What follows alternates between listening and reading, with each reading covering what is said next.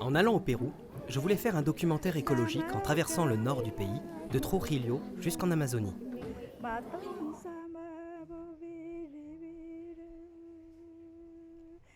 En Amazonie, je suis rentré dans un autre continent, celui de la forêt.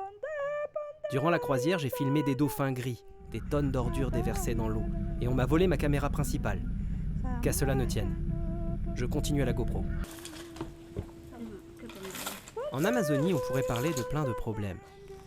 La déforestation, le trafic d'organes, les vidéos pédophiles, l'industrie pharmaceutique, le braconnage, les mines, la drogue, l'ayahuasca, l'impuissance des ONG et j'en passe. J'ai choisi ceci. Toutes les affirmations de Petro-Pérou, toutes les affirmations à propos des marées de pétrole sont des mensonges. Toute cette eau est remplie de métaux car c'est par là qu'est passé le pétrole pour entrer dans le fleuve Marañón.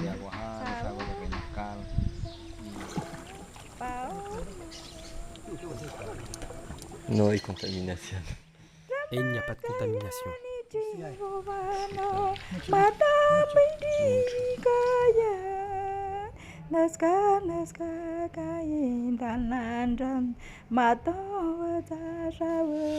Bonjour, Pérou perdu, c'est mon 1, 2, 3, 4e documentaire. Vous pouvez retrouver les liens des précédents en scrollant l'écran un petit peu plus bas par là. Ce film, Pérou perdu, il a été tourné en 2016. Les 3 premiers documentaires ont commencé à sortir au cinéma en 2017.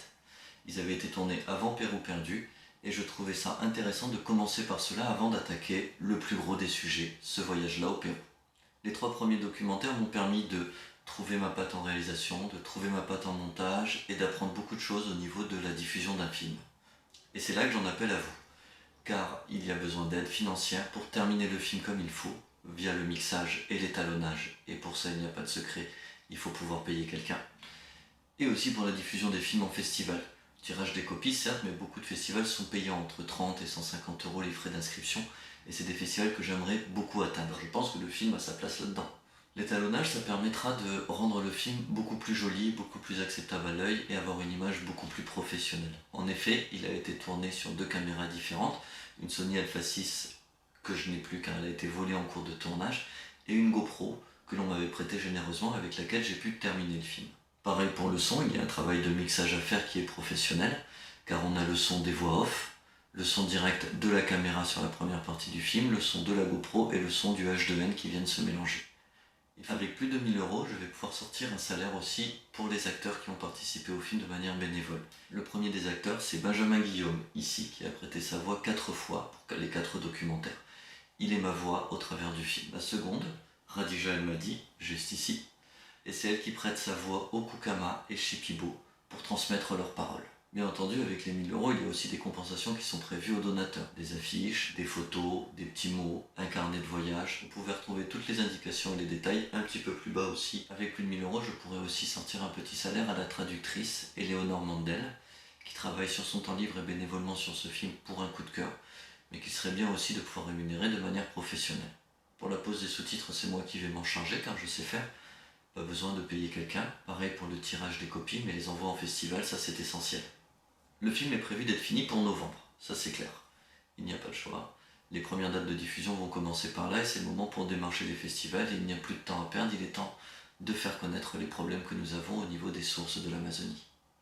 Le film a déjà des dates de diffusion prévues. Il sera diffusé en mars à Revel au Cinéjet, en cinéma sous visa CNC.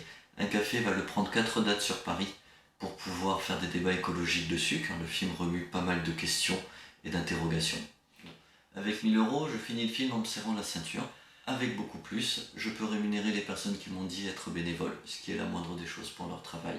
Payer des inscriptions dans des festivals professionnels à haute échelle internationale, et je pense que le film a largement sa place là-bas.